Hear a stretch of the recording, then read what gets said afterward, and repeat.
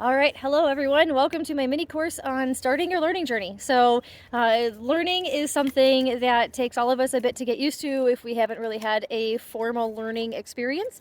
So that's something that a lot of new puppies need some assistance with, new adopted dogs. It really is something that any animal coming into a new home or a new condition could use some assistance. The learning process is like it's a four-step process. There is learning the behavior. So you have to convey what it is that you like to see in your animals, the specific behavior you want. So they learn that behavior. Once they learn that behavior in that one specific location, you're going to start practicing that behavior often so they can do it well. So that's the second phase. The third phase is you're going to practice that behavior in as many different conditions as possible. So that is different rooms, different floors, different noises going on, smells, different locations. You're going to apply it in as many different situations so that they can generalize that this behavior is the same thing regardless of where you're at or what's going on. And then you're going to maintain that behavior. So maintain just means throughout life you're going to occasionally reinforce that behavior so that you can continue to convey that this behavior is still very important. And why not? Why not tell our dogs that it's a good job?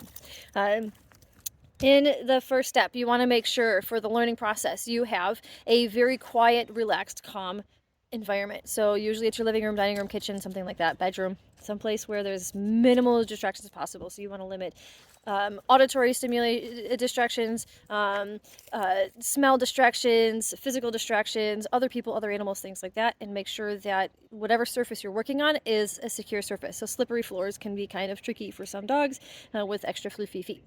Then when you are ready, your dog knows these behaviors, and you're not talking. So what's really important for the learning journey is that we don't talk, because we are working with a non-human animal, and we are the only species that communicates verbally with language. So a lot of times that can add a lot of noise to the environment. So you're going to be using food for the learning journey. There's a lot of things that can affect the learning process. So fear, anxiety, stress. Those things can actually absolutely interfere with the learning process, because fight, flight, fidget, freeze. Emotions, the process of your dogs needing to make sure that they stay alive, those process in the same part of the brain where learning happens. They can't share the brain at the same time. So we want to make sure that our dogs are safe. We want to make sure that we're using methods that are ethical and healthy for animals. So ethical means we're not using prong, shock, fear tactics, pressure. So you're not pushing your animals into a place. You're not physically manipulating your animals, but we're going to allow our animals to learn how to problem solve. And you're kind of essentially playing charades. Hyper aroused, so super excited, over the top, all over the place, happy, excitable puppies also cannot successfully make it through the learning process, because the brain is already busy. They can't focus. Imagine having a test before lunch and you're going out to have recess with your friends and playing in the yard or something like that. Or it's your finals before summer vacation. It's really hard to focus on that because somebody's crying in the back because she doesn't really sit still long outside. So imagine trying to focus on a test before you're going out to have a fun time. It's really, really hard to focus.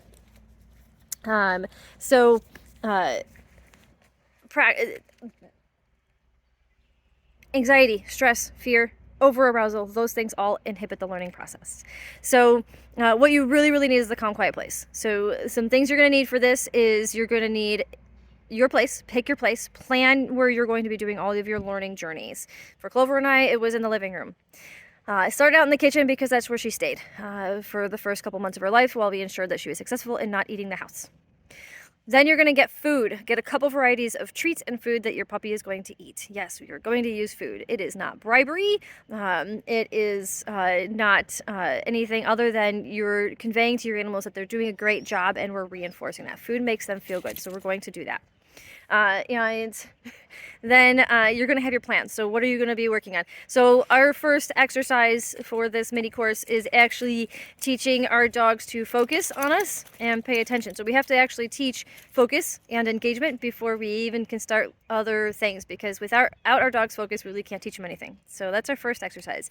So pick your place, I like to work with station sometimes, or make sure the floor is not slippery, and get your treats. Get a couple varieties of treats, your dog's kibble, some vegetables, and maybe some store-bought moist meaty treats. Moist and meaty is usually best.